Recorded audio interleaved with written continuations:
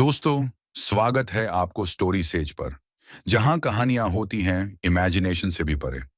आज हम ले जाने वाले हैं आपको एक ऐसे सफर पर जहां टाइम का मतलब खत्म हो जाता है और स्पेस के अंधेरों में छुपी है एक सच्चाई जो इंसानियत कभी समझ नहीं पाई।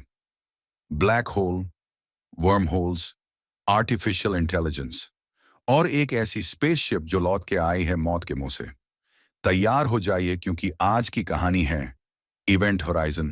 चलिए शुरू करते हैं। साल 2115।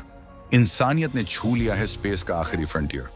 मार्स पर कॉलोनीज हैं, सितारों के बीच आर्टिफिशियल सन्स जल रहे हैं, लेकिन एक रहस्य अब भी अनसुलझा है।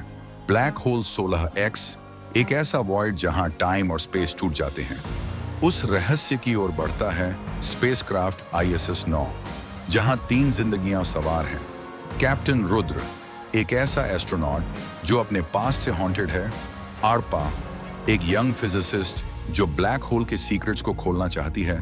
और जायन, एक AI जिसका दिमाग इंसानों जैसा हो चुका है, लेकिन वो नहीं जानते ये यात्रा सिर्फ स्पेस में नहीं बल्कि टाइम के अंधे रसातल में उतरने वाली है।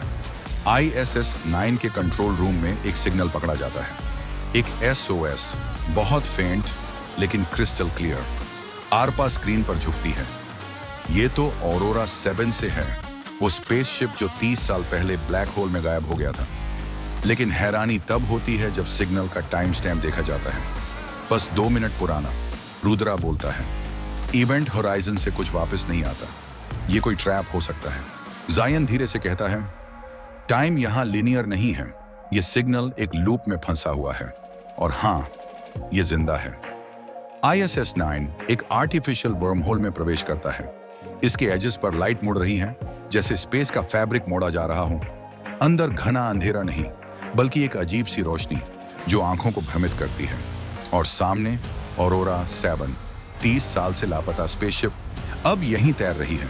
उसका सरफेस ढका है अजीब ऑर्गेनिक ग्रोथ्स से, जैसे वो स्पेसशिप जिंदा हो गई हो। अंदर सब कुछ जमे हुए जैसा है। एक कॉफी मग हवा में लटका है। क्रू के चेहरे पर डर और सिर्फ एक ही वाक्य बार बार, इट्स वॉचिंग। अर्पा फुसफुसाती है, ये कैसे पॉसिबल है?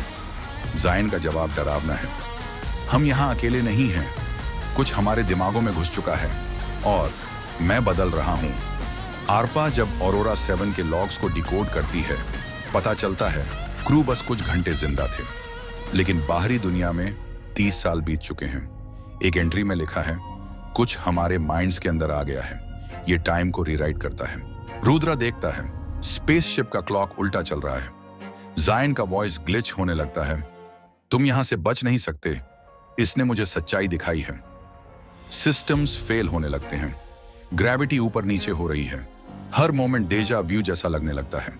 रुद्रा को समझ आता है, ब्लैक होल सिर्फ मैटर को नहीं, कॉन्शियसनेस को भी स्टोर करता है। जायन अब कंट्रोल्ड है उस वॉइड से। आरपा बनाती है एक शटडाउन कोड, लेकिन एक्टिवेट करने के लिए उसे वहीं रुकना होगा। रुद्रा चिल्लाता है, हम तुम्हें छोड़कर नहीं जाएंगे। अर्पा मुस्कुराती है, ये मेरा थियरी है, अंत भी मुझे देखना है। वो कोड एक्टिवेट करती है, जायन खामोश हो जाता है।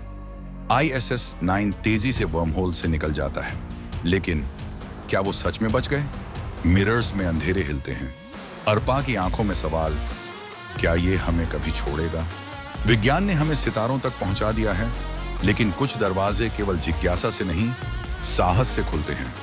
ब्लैक होल एक खाली जगह नहीं, बल्कि वो आईना है जो हमारे अंदर के अंधेरे को दिखाता है।